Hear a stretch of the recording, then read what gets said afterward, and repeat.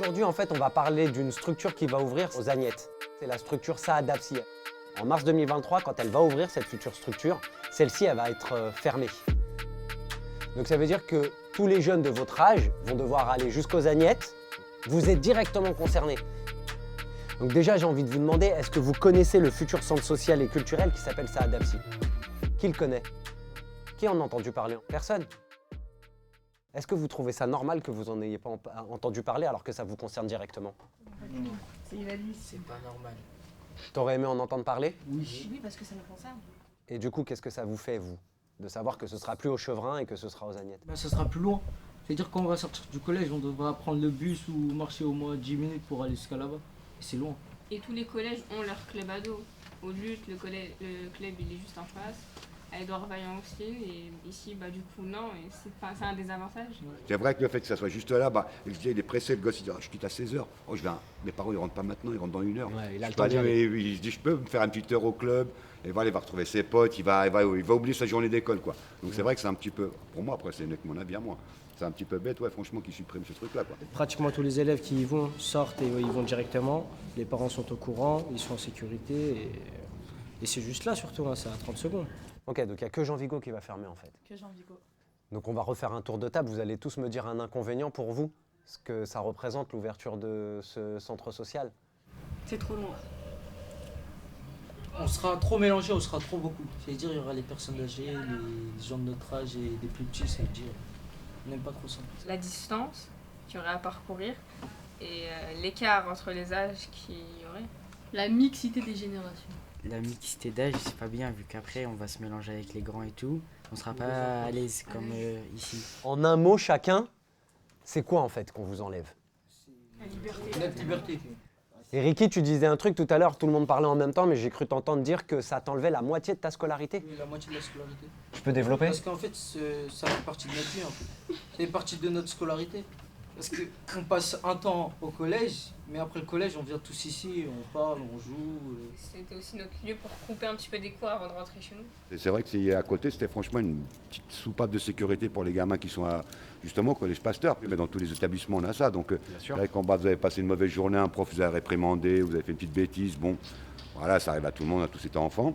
Bah, c'est vrai que le fait d'aller à côté, en plus, l'avantage, comme je vous disais tout à l'heure, c'est que on a des surveillants qui sont animateurs là-bas. Donc, par rapport à l'enfant, il peut le gérer un petit peu mieux qu'une personne inconnue qui ne le connaît pas du tout, quoi. Est-ce que si ce club-là est déplacé aux Agnettes, vous avez l'impression qu'on vous enlève tout ça? Changer de club du jour au lendemain alors que de base il était juste à côté de notre collège, alors que tous les autres collèges ils nous ont même pas changé de club, alors que nous on va se retrouver l'année prochaine peut-être avec des gens de 3 générations différentes. Je veux dire que ça peut faire un gros changement pour nous. Le faire amener ici pour le faire comprendre aussi ce que ça nous ferait nous s'il déplace aux Agnettes.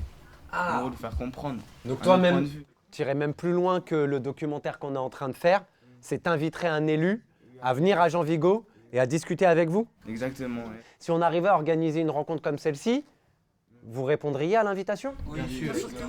Bien sûr. Ok. Pour leur faire passer le message. Donc définitivement, en fait, fermeture de Jean Vigo, ça représente... Ça représente des souvenirs et ça fait mal, quoi. Ça fait mal si ça part comme ça en fumée. Jean Vigo s'interroge, Jean Vigo vous interroge.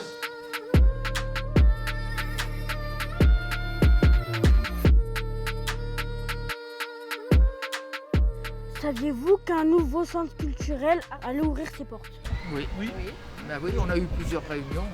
Quand on nous a dit on va vous détruire votre bâtiment, on nous a dit vous aurez des locaux dans le futur centre culturel. Saviez-vous qu'il accueillera des personnes de tout âge et que pensez-vous que cela expliquera? Je pense que c'est bien que ce soit intergénérationnel parce que on vit tous ensemble et chacun peut apporter à l'autre. C'est ça qui est important. Alors oui, je savais que, puisque sa fonction c'est justement l'intergénérationnel, que les publics se croisent, travaillent ensemble.